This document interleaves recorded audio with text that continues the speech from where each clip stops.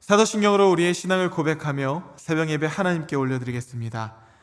전능하사 천지를 만드신 하나님 아버지를 내가 믿사오며 교회 아들 우리 주 예수 그리스도를 믿사오니 이는 성령으로 잉태하사 동정녀 마리아에게 나시고 본디오 빌라도에게 고난을 받으사 십자가에 못 박혀 죽으시고 장사한 지 사흘 만에 죽은 자 가운데서 다시 살아나시며 하늘에 오르사 전능하신 하나님 우편에 앉아 계시다가 저리로서 산자와 죽은 자를 심판하러 오시리라. 성령을 믿사오며 거룩한 공예와 성도가 서로 교통하는 것과 죄를 사하여 주시는 것과 몸이 다시 사는 것과 영원히 사는 것을 믿사옵나이다. 아멘.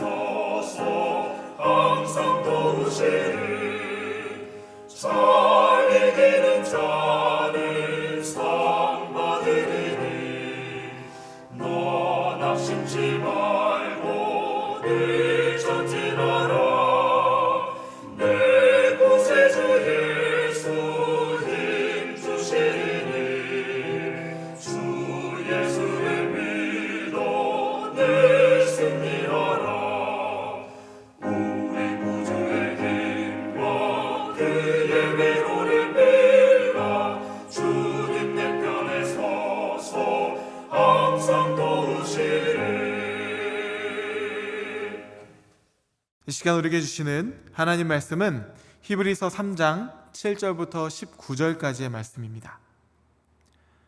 그러므로 성령이 이르신 바와 같이 오늘 너희가 그의 음성을 듣거든 광야에서 시험하던 날에 거역하던 것 같이 너희 마음을 완고하게 하지 말라.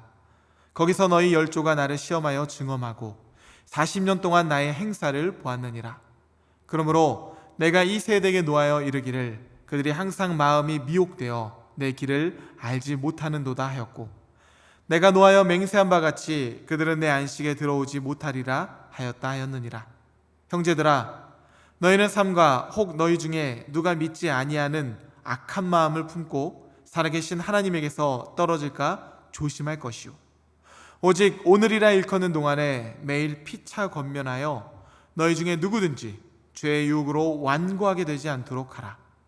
우리가 시작할 때 확신한 것을 끝까지 견고히 잡고 있으면 그리스도와 함께 참여한 자가 되리라. 성경에 일렀으되 오늘 너희가 그의 음성을 듣거든 격노하게 하시던 것 같이 너희 마음을 완고하게 하지 말라 하였으니 듣고 격노하시게 하던 자가 누구냐? 모세를 따라 애굽에서 나온 모든 사람이 아니냐? 또 하나님이 40년 동안 누구에게 노하셨느냐? 그들의 시체가 광야에 엎드러진 범죄한 자들에게가 아니냐? 또 하나님이 누구에게 맹세하사 그의 안식에 들어오지 못하리라 하셨느냐? 곧 순종하지 아니하던 자들에게가 아니냐? 이로 보건대 그들이 믿지 아니함으로 능히 들어가지 못한 것이라. 아멘. 함께 기도하겠습니다. 사랑의 주님, 오늘도 한결같은 은혜로 우리를 입혀주시고 우리의 인생을 세워주시니 감사합니다. 나의 물질, 시간, 생명과 가정, 내게 허락하신 이 모든 것이 하나님 없이는 된 것이 단 하나도 없사오니 오늘 내게 맡겨주신 이 모든 것들 하나님 말씀 따라 잘 다스리고 경작하는 선한 청지기로 살아가게 하여 주시옵소서. 여호와께서 집을 세우지 아니하시면 세우는 자의 수고가 헛되고 여호와께서 성을 지키지 아니하시면 파수꾼의 깨어있음이 헛되다고 말씀하셨습니다. 주님, 헛되고 헛되며 헛되고 헛되니 모든 것이 헛되도다. 탄식의 하루가 아니라 사명이 가득한 하루요 감사가 충만한 하루로 말미암아 찬송이 울려 퍼지는 새날이 되게 하여 주시옵소서. 오늘을 창조하신 예수 그리스도의 이름으로 간절히 기도하옵나이다. 아멘. 할렐루야. 네, 오늘은 처음 믿을 때 가졌던 확신을 끝까지 붙잡으라 라는 제목으로 하나님 말씀 전하도록 하겠습니다. 히브리서는 핍박을 피해서 편안한 인생을 살려고 유대교로 돌아가려고 하는 유대 그리스도인들에게 믿음의 확신과 장래의 소망을 안겨주기 위해서 기록된 편지입니다. 당시 이들에게는 두 가지의 문제가 있었는데요. 첫째는 예수님을 중심으로 한 문제였습니다. 그들은 예수님을 메시아로 믿고 새 언약의 구원 과정에 참여하고 있었지만 정작 반복되는 죄의 문제와 그 죄로 인한 양심의 가책 때문에 늘 신앙의 어려움을 겪고 있었던 것이에요. 그 와중에 일부 사람들이 제사를 통한 속죄의 방식의 가르침에 동조하는 상황이 발생하기도 했습니다. 예수님을 믿는 것보다 짐승의 피를 통한 가시적인 방법이 죄와 양심 문제의 속 시원한 해결인 것처럼 여겨서 예수님에 대한 진리의 문제에서 그들이 흔들리고 있었던 것이죠. 둘째는 예수님을 믿는 믿음 때문에 당하는 고난의 문제였습니다. 대부분이 유대 그리스도인이었던 이 수신자들은 옛 언약을 고집하는 동료 유대인들로부터 가진 비난과 압박을 받고 있었던 것이에요. 핵심 이유는 예수가 약속된 메시아다라는 믿음의 고백 때문에 그랬던 것이죠. 그래서 이런저런 이유로 삶이 불편해진 유대 그리스도인 중 적지 않은 사람들이 예수 그리스도를 향한 믿음의 발걸음을 멈추게 되었는데, 이때 거짓 가르침과 맞물려서 바른 신앙의 길에서 이탈하는 사람들이 대거 등장하게 되었던 것이죠. 그래서 히브리서 기자는 이 두 가지의 문제를 해결하기 위해서 거짓 가르침에 대해서는 역설을 하고 예수 그리스도를 믿는 고난 때문에 당하는 문제에 대해서는 예수를 따라 소망으로 인내할 것을 편지를 통해서 권면하고 있는 것입니다. 오늘 본문에서도 구원의 미래의 완성을 소망하고 예수님께 집중하라는 명령을 강력하게 권하고 있습니다. 특별히 출애굽기와 다윗의 시편인 시편 95편의 말씀을 인용해서 자신의 독자들에게 시대적인 말씀을 전하고 있는 것이에요. 7절과 8절 말씀을 함께 보도록 하겠습니다. 그러므로 성령이 이르신 바와 같이 오늘 너희가 그의 음성을 듣거든 광야에서 시험하던 날에 거역하던 것 같이 너희 마음을 완고하게 하지 말라. 히브리서 기자가 출애굽 세대의 과거를 통해서 주목하고자 했던 것은 크게 두 가지였습니다. 그들은 시내산에서 하나님과 언약을 맺어서 하나님의 언약 백성이 되었지만 이후 광야에서의 삶은 불순종의 연속이었다는 것이에요. 심지어 하나님의 능력을 생생하게 경험했음에도 불구하고 하나님을 시험하고 끝까지 하나님을 거절했다는 것이죠. 두 번째 주목할 점은 이스라엘에 대한 하나님의 반응입니다. 하나님은 그런 그들에게 진노를 하셨고 결국 언약 백성들을 약속하신 안식에 들어가지 못하게 하셨다라는 것이에요. 그게 바로 10절과 11절 말씀입니다. 그러므로 내가 이 세대에게 노하여 이르기를 그들이 항상 마음이 미혹되어 내 길을 알지 못하는도다 하였고, 내가 노하여 맹세한 바 같이 그들은 내 안식에 들어오지 못하리라 하였다 하였느니라. 이렇듯 히브리서 기자는 이 구약의 말씀을 인용하면서 자신의 시대를 살아가는 언약 백성, 유대 그리스도인들에게도 동일한 평가와 동일한 미래가 주어질 것이다 라고 말씀을 전하고 있는 것이죠. 이른바 오늘 나에게 주시는 레마의 말씀이라는 것이에요. 자신들 또한 저 광야 이스라엘 백성들과 실존의 자리가 다르지 않다는 것이죠. 그들이 이미 애굽에서는 나왔지만 아직 안식의 땅엔 들어가지 못하고 광야를 지나가야만 했던 것처럼 자신들 또한 이미와 아직이라는 그 사이에 영적인 긴장의 시간을 살아가고 있다는 것입니다. 그렇기 때문에 고난을 못 이겨 믿음을 버리고 유대교로 돌아간다고 한다면 출애굽 세대와 동일한 실패를 반복하는 것과 다름이 없다라는 것이죠. 또한 하나님은 영원토록 동일하신 하나님이시기 때문에 과거의 역사의 실패를 반복한 자들에게도 동일한 미래를 허락하실 것이다, 그렇게 경고하고 있는 것입니다. 그러면서 자신의 독자들에게 촉구하죠. 제가 12절과 13절 말씀을 세 번역으로 읽어보도록 하겠습니다. 형제자매 여러분 가운데 믿지 않는 악한 마음을 품고서 살아계신 하나님을 떠나는 사람이 아무도 없도록 여러분은 조심하십시오. 오늘이라고 하는 그날 서로 권면하여 아무도 죄의 유혹에 빠져 완고하게 되지 않도록 하십시오.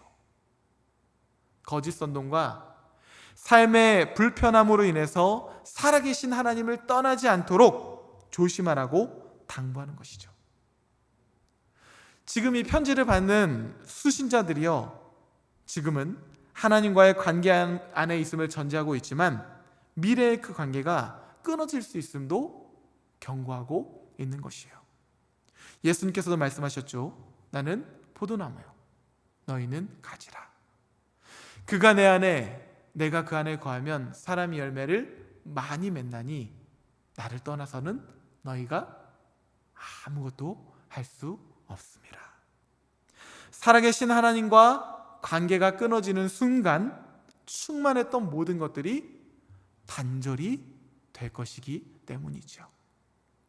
특별히 우리가 13절 말씀에서 주목해야 할 부분이 하나 있는데요, 바로 피차 권면하여, 이 부분이에요.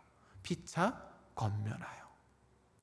하나님의 안식으로 가는 길은 광야를 지나는 것 마냥 고단한 여정일 수 있습니다.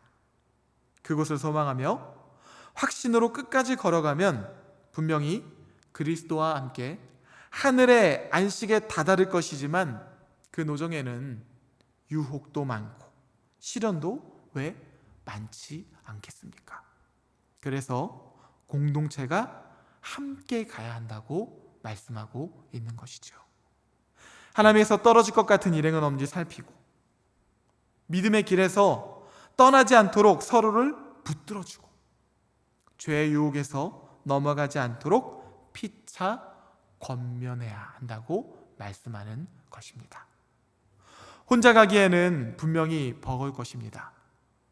하지만 함께 간다면 끝까지 갈 수 있는 것이 바로 신앙의 여정이라는 것이죠. 그렇습니다.